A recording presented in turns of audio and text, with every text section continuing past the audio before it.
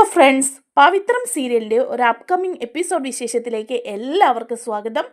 അങ്ങനെ വിക്രത്തിൻ്റെയും വേദയുടെയും ശാന്തി മുഹൂർത്തം നടത്താൻ തീരുമാനിച്ചിരിക്കുകയാണ് മുത്തശ്ശി. അങ്ങനെ രണ്ടുപേരെയും മണിയറയിലേക്ക് ഒന്നിച്ച് കയറ്റി വിടുകയാണ് കേട്ടോ. വേദയാണെങ്കിൽ ഭയങ്കര സന്തോഷത്തിലാണ്, വിക്രത്തിനൊരു പണി കൊടുക്കണം എന്ന് തന്നെ വിചാരിച്ചിട്ട്. ആ വിശേഷങ്ങളാണ് നമ്മൾ പങ്കുവയ്ക്കാൻ പോകുന്നത്. നമ്മുടെ വീഡിയോ ഒന്ന് ലൈക്ക് ചെയ്ത് കാണണേ, ചാനൽ കൂടി ഒന്ന് സബ്സ്ക്രൈബ് ചെയ്ത് സപ്പോർട്ട് ചെയ്യണേ. അങ്ങനെ മുത്തശ്ശി പറയാണ്, നിങ്ങൾ രണ്ടും വിവാഹം കഴിഞ്ഞവരല്ലേ, അതുകൊണ്ട് രണ്ടുപേരും എൻ്റെ വീട്ടിലേക്ക് വിരുന്ന് വരണം എന്ന് പറയാണ്. അങ്ങനെ വിരുന്ന് വരുന്ന കൂടെ സുധാകര നിനക്കും വരാൻ കേട്ടോ എന്ന് പറയാണ് മുത്തശ്ശി. സുധാകരൻ മാഷ് പറയുന്നുണ്ട്, എന്തിനാമേ ഞങ്ങളെല്ലാവരും കൂടി ഇവർക്കും വിരുന്നിൻ്റെ ഒന്നും ആവശ്യമില്ലല്ലോ. അപ്പം മുത്തശ്ശി പറയാണ്, നിർത്തടാ, അവർക്കെന്താ വിരുന്നിൻ്റെ ആവശ്യമില്ലാത്തത്? രണ്ടുപേരുടെയും വിവാഹം ക്ഷേത്രത്തിൽ വെച്ച് നടത്തിയിട്ട് പോലും നീ എന്നെ ഒന്നും അറിയിച്ചില്ല. പിന്നെ അവർക്ക് ഞാൻ വിവാഹത്തിന് ശേഷമുള്ള വിരുന്ന് കൊടുക്കുന്നതും കൂടെ വേണ്ടെന്ന് വയ്ക്കാൻ നീ പറയുന്നോ? അപ്പോൾ പിന്നെ സുധാരമാഷ് ഒന്നും മിണ്ടുന്നില്ല കേട്ടോ.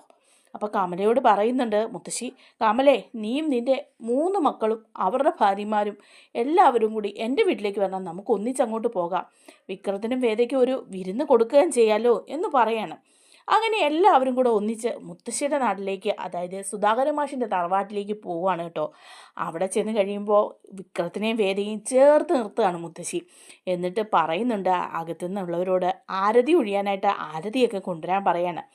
അങ്ങനെ വേദയും വിക്രത്തിനെയും ചേർത്ത് നിർത്തുകയാണ്. വേദ ഭയങ്കര സന്തോഷത്തോടെ വിക്രത്തിനെ മുട്ടി ഉരുമി ഇങ്ങനെ നിൽക്കുന്നൊക്കെ ഉണ്ട് കേട്ടോ. അപ്പോൾ വിക്രത്തിന് അതത്ര ഇഷ്ടപ്പെടുന്നില്ല. സുധാരൻ മാഷാണെങ്കിലും കമലമ്മയോട് പറയുന്നുണ്ട്, എന്താ ഇവർ കാണിച്ചു കൂട്ടുന്നൊക്കെ എന്ന് പറയുകയാണ്.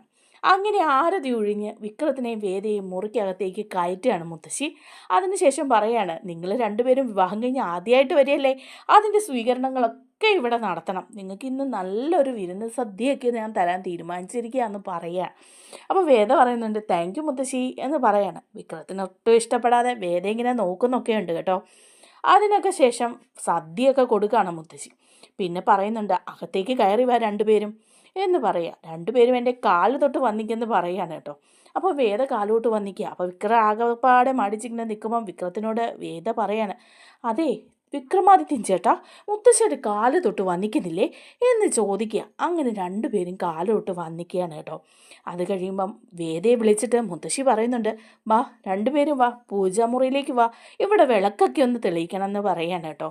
എന്നിട്ട് മുത്തശ്ശി വേദയുടെ കയ്യിലേക്ക് വിളക്ക് തെളിയിക്കാൻ പറഞ്ഞ് കൊടുക്കുകയാണ്. അന്നേരം വിക്രം ഇങ്ങനെ നിൽക്കുകയാണ്. വിക്രത്തിനോട് പറയേ, എന്താടാ മൂശേട്ടാ ഇങ്ങനെ നിൽക്കുന്നത്, നീ ആ വിളക്ക് അണയാതെ പിടിച്ചു കൊടുക്കുക. അങ്ങനെ രണ്ടുപേരും ചേർന്ന് വേണം നിലവിളക്ക് കൊളുത്താൻ, അല്ലാതെ അവൾ തന്നെയല്ല, ഇവള് നിൻ്റെ ഭാര്യയല്ലേ, നീ താലി കെട്ടിയതിൻ്റെ ഭാര്യ. അപ്പം രണ്ടുപേരും ചേർന്ന് ആ വിളക്ക് കൊളുത്താൻ പറയാണ്. അങ്ങനെ വിക്രവും വേദയും കൂടെ ചേർന്നിട്ട് ആ വിളക്ക് കൊളുത്താണ്. എന്നിട്ട് അവിടെ ഒരു പാത്രത്തിൽ അരിയൊക്കെ വെച്ചിട്ടുണ്ട്, അതിങ്ങനെ പറയിടുന്ന പോലെ ഇടാൻ പറയാണ്. രണ്ടുപേരും ചേർന്ന് വേണം ചെയ്യാമെന്ന് മുത്തശ്ശി പറയുക. അപ്പോൾ വേദയ്ക്ക് ഭയങ്കര സന്തോഷമാവും. വേദ പറയും, കൊള്ളാലോ പരിപാടി എന്നൊക്കെ വിക്രത്തിനോട് പറയുമ്പോൾ വിക്രം പറയുന്നുണ്ട്, നീയൊന്നും മിണ്ടാതിരിക്കുന്നുണ്ടോ എന്ന് ചോദിക്കുക. അതേസമയം സുധാരമാഷിന് ഇതൊന്നും കണ്ടിട്ട് അങ്ങ് സഹിക്കുന്നില്ല കേട്ടോ. സുധാരമാഷ അകത്തോട്ട് ദേഷ്യപ്പെട്ട് കയറിയൊക്കെ പോവാണ്. അപ്പോൾ മുത്തശ്ശി പറയാം, അവന് ഇഷ്ടപ്പെട്ടിട്ടില്ലെന്ന് തോന്നുന്നു, അവനല്ലേലും ഒരു മൊശലനാ, അവൻ്റെ മോനല്ലേ നീ, എന്നിട്ടും അവൻ കയറിപ്പോയത് കണ്ടോ. അത് കഴിയുമ്പോൾ രണ്ടുപേരെയും പിടിച്ചിരുത്തുകയാണ് കേട്ടോ. മുത്തശ്ശി പറയുക, വിവാഹം കഴിഞ്ഞ് ആദ്യമായിട്ട് വരികയല്ലേ, അപ്പോൾ പാലും പഴവും കൊടുക്കുക എന്ന് പറയുന്ന ഒരു ചടങ്ങൊക്കെ ഉണ്ട്, അതും നമുക്ക് നടത്തണം എന്ന് പറഞ്ഞിട്ട് സുധാകര മാഷിനെ വിളിക്കുകയാണ് മുത്തശ്ശി. എന്നിട്ട് പറയുക, സുധാകര നീ ഈ പാലും പഴവും ഇവർക്ക് കൊടുത്തേ. അപ്പോൾ സുധാകരൻ മാഷ് പറയുക, പാലും പഴവും കൊടുക്കുന്നോ, അതൊക്കെ എന്തിനാ, വേറെ പണിയൊന്നുമില്ലേ? അതെന്താടാ വേറെ പണിയൊന്നുമില്ലേ എന്ന് നീ ചോദിക്കുന്നത്, ഇത് നിൻ്റെ മോൻ തന്നെയല്ലേ, നിൻ്റെ മകനല്ലേ എന്ന്. അപ്പോൾ സുധാകരൻ മാഷ് പറയാം, അതെ, അങ്ങനെയാണേ അവൻ വിവാഹം കഴിച്ച പെണ്ണാണ് ഇവള്, അതുകൊണ്ട് അവർക്ക് രണ്ടുപേർക്കും വേണ്ട ചടങ്ങുകളൊക്കെ നീ ചെയ്യണം, പാലും പഴവും കൊടുക്കണം എന്ന് മുത്തശ്ശി പറയാണ്. അപ്പോഴേക്കും സുധാകരൻ മാഷ് ദേഷ്യത്തിൽ വേദയ്ക്ക് കൊടുക്കുക. അപ്പോൾ പറയുന്നുണ്ട്, 3 പ്രാവശ്യം കൊടുക്കടാ എന്ന് പറയാണ്. അങ്ങനെ സുധാകരൻ മാഷ് 3 പ്രാവശ്യം പാലും പഴവും വേദയ്ക്കും വിക്രത്തിനും ഒക്കെ കൊടുക്കുകയാണ്. പിന്നെ ഓരോരുത്തരും വന്ന് പാലും പഴമൊക്കെ കൊടുക്കുന്നുണ്ട് കേട്ടോ. വേദ ഭയങ്കര ഹാപ്പിയാകുവാണ് ഈ ചടങ്ങൊക്കെ നടക്കുമ്പോഴേ. വിക്രത്തിന് ആകെപ്പാടെ ഒരു ഇറിറ്റേഷൻ. പക്ഷെ മുത്തശ്ശിയെ കാണാൻ വേദയെ ആക്കി ചിരിക്കുന്നൊക്കെ ഉണ്ട് കേട്ടോ. നല്ല രസമുള്ള അടിപൊളി സീനുകളാണേ. അതിനൊക്കെ ശേഷം വൈകുന്നേരം ആകുമ്പം മുത്തശ്ശി പറയാണ്, ഇന്ന് ഇവരുടെ ശാന്തി മുഹൂർത്തമാണ് ദേ ഇവിടെ ഈ വീട്ടിൽ വെച്ചിട്ട് എന്ന് പറയാണ്. എന്നിട്ട് ഒരു പഴയ കട്ടിലാണ് കാണിക്കുന്നത്. ഇത് മുത്തശ്ശി പറയാ, ഇതിൽ നിൻ്റെ അച്ഛനും അമ്മയും ശാന്തി മുഹൂർത്തം ഈ കട്ടിലായിരുന്നു, എൻ്റെയും എൻ്റെ ഭർത്താവിൻ്റെയും ശാന്തി മുഹൂർത്തം ഈ കട്ടിലായിരുന്നു, അതായത് വിക്രത്തിൻ്റെ മുത്തശ്ശൻ്റെയും എൻ്റെയും എന്നൊക്കെ വേദയോട് പറഞ്ഞു കൊടുക്കുകയാണ്. എന്നിട്ട് ആ കട്ടിലൊക്കെ റെഡിയാക്കി ഇട്ടിട്ടുണ്ട്, നിങ്ങളുടെ ശാന്തി മുഹൂർത്തവും ഈ കട്ടിലിൽ തന്നെയാണ്, പരമ്പരാഗതമായിട്ടുള്ള ശാന്തി മുഹൂർത്തം നടത്തുന്ന കട്ടിലാണത്. ഈ ഒരുപാട് സന്താനങ്ങളുണ്ടാകാൻ പ്രാർത്ഥിച്ചുകൊണ്ട് മുറിയിലേക്ക് കയറിക്കോളാൻ വേദയോട് പറയുക കേട്ടോ. അപ്പോൾ വിക്രം പറയും, ഈ കട്ടിലിൽ 2 പേർക്ക് കിടക്കാൻ സ്ഥലമില്ല മുത്തശ്ശി എന്ന് പറയാണ്. അപ്പം മുത്തശ്ശി പറയാണ്, അതേടാ ചെറിയ കട്ടിലാടാ, എന്നാലല്ലേ 2 പേർക്ക് ഇടിച്ചിടിച്ച് കിടക്കാൻ പറ്റുള്ളൂ, മുട്ടി ഒരുമി കിടക്കണമെങ്കിൽ ചെറിയ കട്ടിൽ തന്നെ വേണമെന്ന് പറയാണ്. അപ്പം വേദ പറയാം, ശരിയാ മുത്തശ്ശിക്ക് കാര്യങ്ങളൊക്കെ അറിയാമല്ലോ എന്ന് പറയുമ്പം സുധാരൻ മാഷ് പറയാണ്, എന്താ അമ്മ ഈ പറയുന്നത്, എല്ലാവരുടെയും മുമ്പിൽ വെച്ച് അമ്മ ഈ വൃത്തികേടൊക്കെ പറയുന്നത്, എന്ത് വൃത്തികേടാണ് ഞാൻ പറഞ്ഞത്, എന്താടാ വൃത്തികേട് ഞാൻ പറഞ്ഞത് എന്നൊക്കെ ചോദിക്കുക സുധാകരൻ മാഷിനോട്. അപ്പോൾ പെട്ടെന്ന് തന്നെ സുധാകരൻ മാഷ് അങ്ങ് ദേഷ്യപ്പെട്ട് കയറി അങ്ങ് പോവാണ് കേട്ടോ. എന്നിട്ട് കമലയെ വിളിക്കുന്നുണ്ട്, കമലേ നീ ഇങ്ങോട്ട് വന്നേ, എന്താ ഇവിടെ നടക്കാൻ പോകുന്നത്, എന്താ എന്താ എന്ന് ചോദിക്കുക കമല. അപ്പോൾ പറയുന്നുണ്ട്, ദേ വിക്രത്തിൻ്റെയും വേദയുടെയും ശാന്തി മുഹൂർത്തമൊക്കെ ആചരിക്കാൻ പോവാ അമ്മ എന്ന് പറയുമ്പം കമല പറയുക, നിങ്ങളുടെ അമ്മയല്ലേ, അതങ്ങനെയല്ലേ ചെയ്യുള്ളൂ, ഞാൻ പറഞ്ഞാൽ വല്ലതും കേൾക്കുമോ.